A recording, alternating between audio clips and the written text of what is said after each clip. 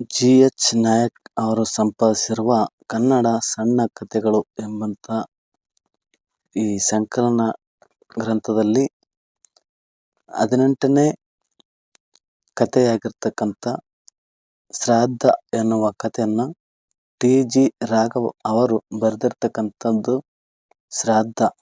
ಇದರ ಬಗ್ಗೆ ನಾವು ಸಂಪೂರ್ಣವಾಗಿ ಈ ಕಥೆಯನ್ನು ಒಂದು ಅನಲೈಸಿಸ್ ಮಾಡೋಣ. ನಿನ್ನೆ ಶನಿವಾರ ಆಫೀಸಿನಲ್ಲಿ ಶ್ರೀನಿವಾಸ್ ನಾಳೆ ಬೆಳಿಗ್ಗೆ ಸಿನಿಮಾಕ್ಕೆ ಹೋಗೋಣವೇ ಎಂದಾಗ, ನಾಳೆ ಆಗೋದಿಲ್ಲ ರೀ, ನಮ್ಮಮ್ಮ ಅಪ್ಪನ ತಿಥಿ ಅಂತ ಏನೋ ಹೇಳ್ತಿದ್ದಂತಾಗಿತ್ತು ಎಂದೆ. ಇದೇನ್ರಿ ಹೀಗೆ ಮಾತಾಡ್ತೀರಾ ಎಂದು ಆತ ಕಣ್ಣಲ್ಲಿ ಆಶ್ಚರ್ಯ, ಅನುಮಾನ, ವ್ಯಂಗ್ಯ, ತಿರಸ್ಕಾರ ಮೂಡಿಸಿ ನನ್ನ ಮುಖ ದಿಟ್ಟಿಸಿದಾಗ ನಾನು ಹೇಳಿದ ರೀತಿ ತಪ್ಪೆನಿಸಿ ತಕ್ಷಣ ಇಲ್ಲ ರೀ, ತಮಾಷೆಗೆ ಹಾಗೆಂದೆ ಎಂದೆ. ನನಗೆ ಇದೇನಪ್ಪ ಹೀಗಂತೀರಿ ಅಂತ ಆಶ್ಚರ್ಯವಾಯಿತು ಎಂದು ನಿಟ್ಟುಸಿರು ಬಿಟ್ಟವರಂತೆ ಸಮಾಧಾನಪಟ್ಟು, ನಮ್ಮ ತಂದೆಯವರ ತಿಥಿ ನೋಡಿ ಕಾರ್ತೀಕ ಶುದ್ಧ ನವಮಿಯ ದಿನ ಬರುತ್ತೆ. ಕಾರ್ತೀಕ ಮಾಸದ ಮೊದಲಲ್ಲೇ ಪುರೋಹಿತರ ಮನೆಗೆ ಹೋಗಿ ವಿಚಾರಿಸಿ ತಾರೀಖನ್ನು ಗೊತ್ತು ಮಾಡಿಕೊಂಡು ಬಂದು ಬಿಡ್ತೇನೆ. ಶ್ರದ್ಧೆಯಿಂದ ಮಾಡುವುದಲ್ಲವೇ ಶ್ರಾದ್ದ ಎಂದ. ಹೌದು ಎಂದೆ. ಹಾಗಾದರೆ ನಾಳೆ ಬರೋದಿಲ್ಲವೇ ಎಂದ. ಇಲ್ಲ ಎಂದೆ. ಬೆಳಗ್ಗೆ ಸ್ನಾನಕ್ಕೆ ಹೊರಟಾಗ ಅಮ್ಮ ಹಿಂದಿನ ರಾತ್ರಿ ಮಾಡಿ ಹಾಕಿದ್ದ ಪಂಚೆ ಕೊಡಲೆ ಎಂದರು. ಬೇಡ ಎಂದು ಹೊರಟಾಗಿ ಉತ್ತರ ಕೊಟ್ಟೆ. ಸುಮ್ಮನೆ ಹೊರಟು ಹೋದರು. ಸ್ನಾನ ಮಾಡಿ ಒಗೆದ ಬಟ್ಟೆಗಳನ್ನು ಹಾಕಿಕೊಂಡು ಬಂದೆ. ತಲೆ ಬಾಚಿದ ಮೇಲೆ ಹೊರಗೆ ಹೋಗೋಣ ಎನಿಸಿತು. ಬಟ್ಟೆ ಹಾಕಿಕೊಳ್ಳುತ್ತಿದ್ದಂತೆ ಅಮ್ಮ ಬಂದು 11 ಗಂಟೆ ಹೊತ್ತಿಗೆ ಬಂದುಬಿಡು ಎಂದರು. ನಾನು ಆ ಬೆಂಕಿ ಮುಂದೆ ಕೂತ್ಕೊಳ್ಳೋದಿಲ್ಲ, ನನಗೆ ಇಷ್ಟ ಇಲ್ಲ ಎಂದು ಒದರಿ ಉತ್ತರಕ್ಕೆ ಕಾಯದೆ ಶೂ ಹಾಕಿಕೊಳ್ಳತೊಡಗಿದೆ. ತಟ್ಟನೆ ಅನಿಸಿತು, ನಂಬಿಕೆ ಇಲ್ಲ ಎಂದು ಹೇಳಬೇಕಿತ್ತು. ಇಷ್ಟಕ್ಕೂ ನಂಬಿಕೆಗೂ ಅಜಗಜಾಂತರ. ನನಗೆ ನಂಬಿಕೆಯಿಲ್ಲವೇ ಅಥವಾ ಇಷ್ಟವಿಲ್ಲವೇ ಯಾವುದು ನಿಜ? ಆದರೆ ಆಡಿದ ಮಾತಂತೂ ಹಿಂತೆಗೆದುಕೊಳ್ಳುವ ಹಾಗಿಲ್ಲವಲ್ಲ. ಅಮ್ಮ ತಮ್ಮನಿಗೆ ಸ್ವಲ್ಪ ಕಾಫಿ ತಗೋತೀಯೇನೋ, ಕಾಫಿಗೆ ದೋಷವಿಲ್ಲ ಎಂದಾಗ ರೇಗಿ ಬಿದ್ದ. ಮನೆಯಿಂದ ಹೊರಟೆ. ಇಷ್ಟವಿಲ್ಲ ಎಂದೇಕೆ ಹೇಳಿದೆ ಎನಿಸಿ ಅದು ಸರಿಯೇ ಎನಿಸಿತು. ನಿಜವಾಗಿಯೂ ನನಗೆ ಇಷ್ಟವಿಲ್ಲದ, ನಾನು ಪ್ರೀತಿಸದ ಪಿತೃಗಳು, ಅಪ್ಪನ ಬಗ್ಗೆ ನನ್ನ ಮನಸ್ಸಿನಲ್ಲಿ ಉಳಿದಿರುವುದೆಲ್ಲ ಕಹಿ ನೆನಪುಗಳು.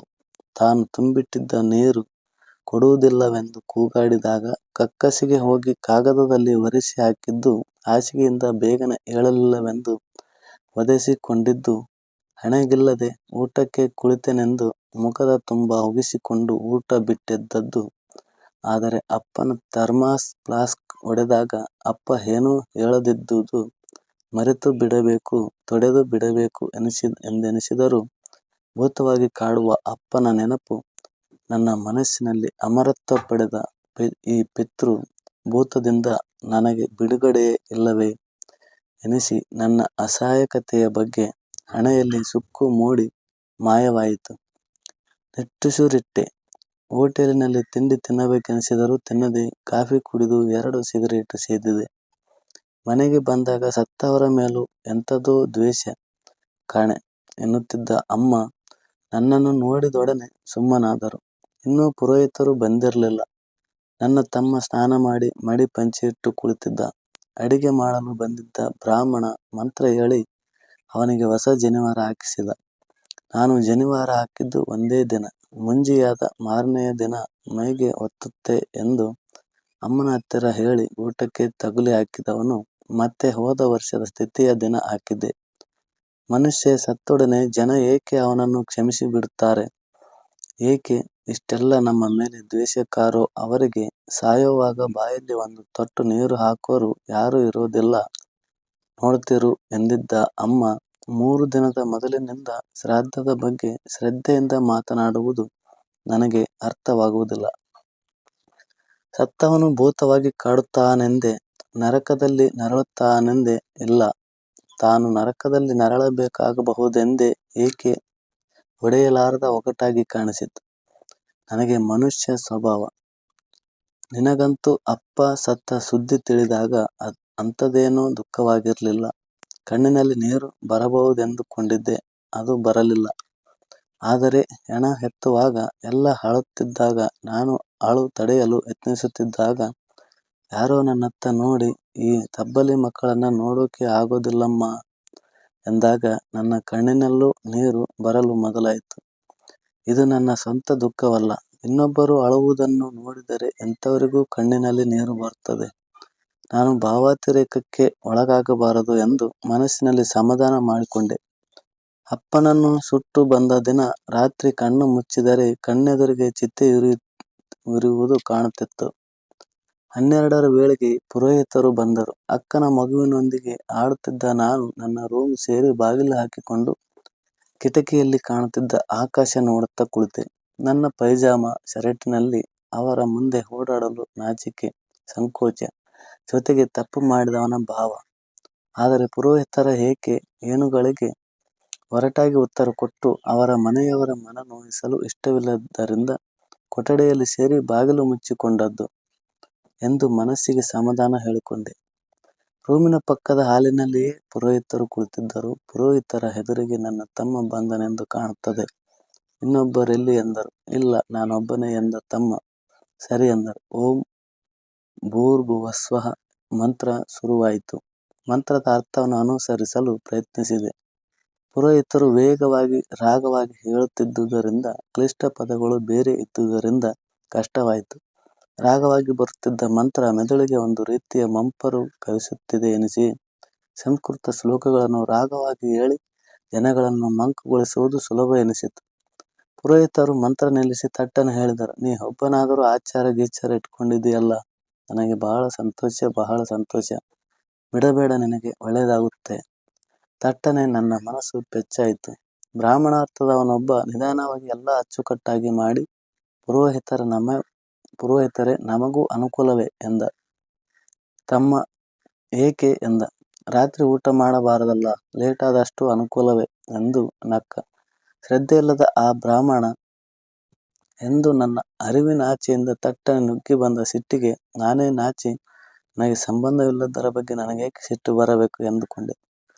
ಪುರೋಹಿತರು ಪಿತಾಮಹರನ್ನು ಆಸನವನ್ನು ಅಲಂಕರಿಸಲು ಇದಮಾಸನಂ ಇದಮರ್ಚನಂ ಎಂದು ಕರೆಯುತ್ತಿದ್ದರು. ತಮ್ಮನ ಪರವಾಗಿ 4 ದರ್ಬೆ ಹಾಕಿ ಬೆಂಕಿಗೆ ಹಾಕುತ್ತಿದ್ದ ತುಪ್ಪದ ವಾಸನೆ ಸೌದೆ ಮುರಿಯುವ ಹೊಗೆಯೊಂದಿಗೆ ಬೆರೆತು ಬರುತ್ತಿತ್ತು.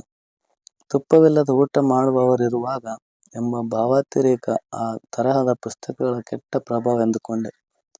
ಮನಸ್ಸಿನ ಯಾವ ಮೂಲೆಯಲ್ಲಿ ಕುಳಿತು ಇಂಥವೇ ಇನ್ನೆಷ್ಟು ಹೊಲಸು ಕಾವು ತೆಗೆದುಕೊಳ್ಳುತ್ತಿವೆಯೋ, ಯಾವ ಕೆಟ್ಟ ಗಳಿಗೆಯಲ್ಲಿ ಇಣುಕುವವೋ. ಪುರೋಹಿತರು ತಮ್ಮನೊಂದಿಗೆ ಬೀದಿಯ ಕಡೆ ಬಂದಿದ್ದ ಬ್ರಾಹ್ಮಣರಿಗೆ ದರ್ಬೆ ಹಾಕಿ, ದರ್ಬೆ ಅಂದರೆ ತುಪ್ಪ ಸಗಣಿ ಅಥವಾ ಸಗಣಿ ತುಪ್ಪ ಸಗಣಿ ತುಪ್ಪ ಕಾಲಿಗೆ ಹಚ್ಚಿ ಕಾಲು ತೊಳೆದು ಒಳಗೆ ಕರೆದುಕೊಂಡು ಹೋಗಲು ಪುರೋಹಿತರು ತಟ್ಟನೆ ಕಿಟಕಿಯಲ್ಲಿ ಇಣುಕಿ ನೋಡಿ, ಏನ್ರಿ ಮಾಡ್ತಿದ್ದೀರಾ, ಬನ್ರಿ ಹೊರಗೆ ಎನ್ನುವರೆಂಬ ಹೆದರಿಕೆ ಬಂತು.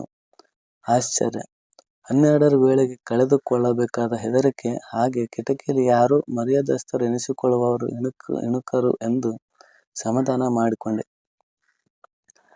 ಆಗಲೇ 1 ಗಂಟೆ. ಬೆಳಗ್ಗೆಯಿಂದ 2 ಲೋಟ ಕಾಫಿ ಕುಡಿದು ಕುಳಿತಿದ್ದೇನೆ. ತಮ್ಮ ಅದನ್ನೂ ಕುಡಿದಿರಲಿಲ್ಲ. ಅವನಿಗೆ ತಲೆನೋವು ಬರುವುದು ಖಂಡಿತ. ಶ್ರದ್ಧೆಯಿಂದ ಮಾಡೋದೇ ಶ್ರಾದ್ದ. ಪುರೋಹಿತರ ಮಂತ್ರ ರಾಗ ನಿಧಾನವಾಗಿ ಎಳೆಯುತ್ತಿತ್ತು. ಊಟ ಮಾಡಿಯೇ ಬಂದಿರುವರೇನೋ ಎನಿಸಿತು. ದ್ವಾದಶಿ ಬೇರೆ. ಬ್ರಾಹ್ಮಣಾರ್ಥದವರು ಕೊನೆಯ ಪಕ್ಷ ತಿಂಡಿಯಾದರೂ ತಿಂದು ಬಂದಿರಬೇಕು ಎನಿಸಿದಾಗ, ಏಕೆ ಜನಗಳಲ್ಲಿ ನನಗೆ ಇಷ್ಟು ಅಪನಂಬಿಕೆ? ಆಚಾರ ನಿಯಮದಂತೆ ನಡೆಯುವ ಜನ ಕೆಲವರಾದರೂ ಇರಲು ಸಾಧ್ಯವಿಲ್ಲವೇ ಎನಿಸುತ್ತಿದ್ದಂತೆ.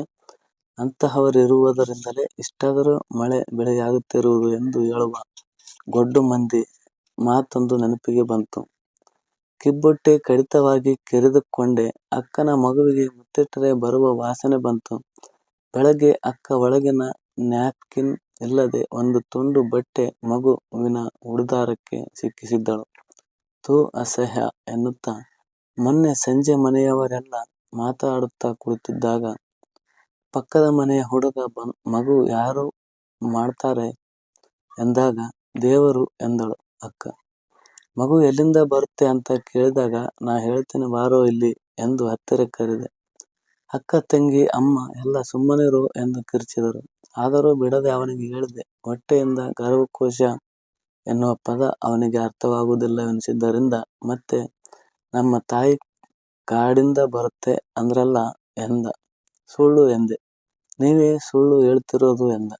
ಹೋಗೋ ಛೀ ಎಂದು ಸುಮ್ಮನಾದೆ.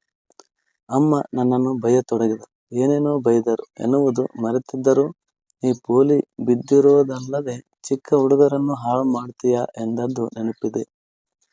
ಎಂಜಲು ನುಂಗಿ ಕೊಠಡಿಯಲ್ಲಿ ಸುತ್ತಲೂ ಕಣ್ಣಾಡಿಸಿದೆ. ಪುಸ್ತಕ, ಮೇಜು, ಕುರ್ಚಿ, ಛತ್ರ, ಕಪ್ಪು ಶೂ, ಬಟ್ಟೆ, ಉಲ್ಲನ್ ಪ್ಯಾಂಟು, ಕೋಟು, ಹಾಸಿಗೆ, ಏನು ಮಾಡಲಿ ಈಗ ಎನಿಸುತ್ತಿದ್ದಂತೆ ಬೆತ್ತಲೆಯಾಗಬೇಕು ಎನಿಸಿತು. ಎದ್ದು ಕಿಟಕಿ ಮುಚ್ಚಿ ಬೆತ್ತಲೆಯಾಗಿ ನಿಲ್ಲಬೇಕು ಎಂಬ ನನ್ನ ತುಂಬ ದಿನದ ಬಯಕೆ ಕೈಗೂಡಿಸಲು ಮೈಮೇಲಿನ ಬಟ್ಟೆಗಳನ್ನು ಒಂದೊಂದಾಗಿ ಕಳಚಿದೆ. ಸುತ್ತ ನೋಡಿದೆ. ನನ್ನನ್ನು ನಾನೇ ನೋಡಿಕೊಂಡೆ. ಕಳಚಿ ಬಿದ್ದ ಬಟ್ಟೆಗಳನ್ನು ನೋಡಿದೆ. ಒಂದು ನಿಮಿಷ ಕಣ್ಣು ಮುಚ್ಚಿ ನಿಂತೆ. ಬೆತ್ತಲೆಯಾದರೆ ಎಲ್ಲಕ್ಕೂ ಹೊಸ ಅರ್ಥ ಬರುತ್ತದೆ ಎಂಬ ಇಣುಕು ಭಾವನೆಗೂ ಇದಕ್ಕೂ ಅರ್ಥವಿಲ್ಲವೆನಿಸಿ ಮತ್ತೆ ಬಟ್ಟೆ ತೊಟ್ಟೆ. ಬಟ್ಟೆ ಸ್ವಲ್ಪ ತಣ್ಣಗಿತ್ತು. ಮೈ ಮುಟ್ಟಿದಾಗ ಕಿಟಕಿ ತೆರೆದೆ. ಮುಖದ ಮೇಲೆ ತೆಳುಗಾಳಿಯಾಡಿತು. ಆಕಾಶದಲ್ಲಿ ಬಿಳಿ ಮೋಡವೊಂದು ಸಾವಕಾಶ ಸಾಗುತ್ತಿತ್ತು. ಹಾಸಿಗೆಯ ಮೇಲೆ ಕುಳಿತೆ. ಮಂತ್ರ ನಿಂತು ಹೋಗಿದೆ. ಬೆಂಕಿಯ ಚಟಪಟ ಸದ್ದು. ಏನು ಮಾಡುತ್ತಿರಬಹುದು ಈಗ ಎಂಬ ಕುತೂಹಲದಿಂದ ಆಲಿಸಿದೆ. ಬ್ರಾಹ್ಮಣರು ಊಟಕ್ಕೆ ಕುಳಿತಿರುವರೆಂದು ಕಾಣುತ್ತದೆ. ಅವರ ಊಟ ಒಂದರ್ಧ ಗಂಟೆಯೆಂದಿಟ್ಟುಕೊಂಡರೂ ಮುಗಿಯುವುದು 2 ಗಂಟೆ. ಆಮೇಲೆ ಅರ್ಧ ಗಂಟೆ ಅವರನ್ನು ಮಂತ್ರಪೂರ್ವಕ ಸಾಗಹಾಕಲು. ಸರಿ, ನನಗೆ ಊಟಕ್ಕೆ ಕರೆಯುವ ವೇಳೆಗೆ 3 ಗಂಟೆ. ಹೆಚ್ಚಿದ್ದ ಹಸಿವು ಆಗಲೇ ಹಿಂಗತೊಡಗಿದೆ. ಹೊರಗೆ ಹೋಗಿದ್ದಾಗ ತಿಂಡಿ ತಿಂದಾದರೂ ಬರಬೇಕಿತ್ತು ಎನಿಸಿತು. ಆದರೆ ಆಗ ನೆನಪಿಗೆ ಬಂದರೂ ತಿನ್ನಲು ಮನಸ್ಸು ಬರಲಿಲ್ಲ. ಹಾಗೆಯೇ ಆಲಿಸಿದೆ. ಸ್ವಲ್ಪ ಹೊತ್ತು ಏನೂ ಗೊತ್ತಾಗಲಿಲ್ಲ. ಮೆಲ್ಲಗೆ ಮಾತಾಡುತ್ತಿದ್ದ ಸುದ್ದು ಮಾತುಗಳು ಬೆರೆಯುತ್ತಿದ್ದುದರಿಂದ ಏನೂ ಅರ್ಥವಾಗಲಿಲ್ಲ. ಉದ್ದಿನ ವಡೆಯ ವಾಸನೆಯೊಂದಿಗೆ ಸಾರು ಎಂದು ಅಡಿಗೆಯವನ ಮಾತು ಕಿವಿಗೆ ಬಿದ್ದು ಊಟ ಮಾಡುತ್ತಿದ್ದಾರೆ ಎಂದುಕೊಂಡೆ. ಯಾರೋ ಬಾಗಿಲು ತೆರೆದ ಮೂಗು ಸೀದಿದ ಸದ್ದು. ಪುರೋಹಿತನೇ ಇರಬೇಕು. ಕೊಳಕ. ಅಂಗಳದಲ್ಲಿಯೇ ಮೂಗು ಸೀದಿ ಪಂಚೆಯ ತುದಿಯಲ್ಲಿ ಒರೆಸುವ ಕೊಳಕ. ಸಾವಧಾನವಾಗಿ ಅಲ್ಲಿ ಪಿತೃಗಳಿಗೆ ತೃಪ್ತಿಯಾಗಬೇಕು ಎಂದ ಅಡಿಗೆಯವನು. ಹಸಿವೆಯಿಂದ ಒಂದು ರೀತಿಯ ಸುಸ್ತು ಕಾಣಿಸುತ್ತಿತ್ತು.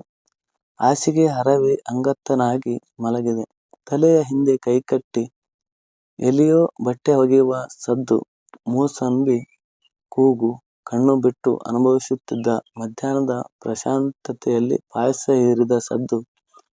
ಕಚಕಚನೆ ತಿನ್ನುತ್ತಿರುವ ಸದ್ದು. ಶತಮಾನಗಳಿಂದ ಹಸಿದಿರುವರೇನೋ ಎನಿಸಿತು. ಬಾಯಲ್ಲಿ ಬಂದ ಜೊಲ್ಲು ನುಂಗಿದೆ. ನರಸಿಂಹ ಇಷ್ಟು ಹೊತ್ತಿಗೆ ಊಟ ಮಾಡಿ ಒಂದು ನಿದ್ದೆ ತೆಗೆದಿರಬಹುದು. 3 ವರ್ಷದ ಹಿಂದೆ ತಂದೆ ಕಳೆದುಕೊಂಡ ನರಸಿಂಹ ಮೊನ್ನೆ ಮೊದಲಾವರ್ತಿಗೆ ಅಪ್ಪನ ಶ್ರಾದ್ದ ಮಾಡುವನೆಂದು ತಿಳಿದಾಗ ಎಲ್ಲರೂ ನಕ್ಕಿದ್ದರು. ದೇವರು ಸರಿಯಾಗಿ ಬುದ್ಧಿ ಕಲಿಸಿದ ಅವನಿಗೆ ಎಂದಿದ್ದಳು ಅಕ್ಕ. ಹೋದ ವರ್ಷ ಅಪ್ಪನ ಶ್ರಾದ್ದದ ದಿನ ರಾತ್ರಿ ಬೆಕ್ಕೊಂದು ಇವನ ಹಾಸಿಗೆಯಲ್ಲಿ ಏತುಬಿಟ್ಟಿತ್ತಂತೆ. ಅದು ಅಪ್ಪನ ಕೋಪದ ರೂಪವೇ ಇರಬೇಕೆಂದುಕೊಂಡು ತಪ್ಪೊಪ್ಪಿಕೊಂಡು ಮುಂದಿನ ವರ್ಷದಿಂದ ಶ್ರದ್ಧೆಯಿಂದ ಶ್ರಾದ್ದ ಮಾಡುತ್ತೇನೆ ಎಂದು ಹರಕೆ ಹೊತ್ತನಂತೆ. ಹಸಿವು. ನಿಟ್ಟುಸಿರಿಟ್ಟು ಪಕ್ಕಕ್ಕೆ ಹೊರಳಿದೆ. ತೋಳಿನ ಮೂಳೆ ಒಟಕ್ಕೆಂದಿತು.